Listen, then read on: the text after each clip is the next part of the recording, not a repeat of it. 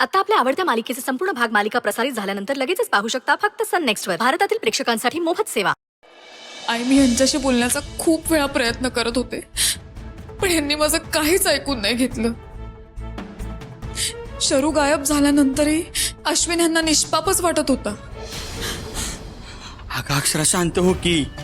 अगं शांत हो. कसं शांत हो मी? माझी बहीण गायब झाली, तुम्हाला कळतंय का? ती जोपर्यंत मला डोळ्यासमोर दिसत नाही ना, मी नाही शांत राहू शकत. हे सगळं तुमच्यामुळे झालंय. तुम्ही जरा माझ्यावर विश्वास ठेवला असता तर ती ही वेळ आली नसती. आज या सगळ्याला जितकं अश्विन जबाबदार आहे तितकेच तुम्ही जबाबदार आहात. आता विचारा ना तुमच्या भावाला जाऊन माझी बहीण कुठे आहे? आता का गप्प बसलात?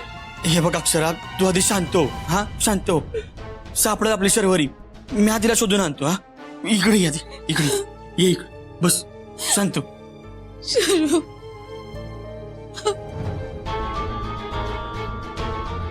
हे बघ अक्षरा, तू शांत हो. शांत हो. अगं मी म्हणलं ना, मी शोधून काढतो शर्वरीला.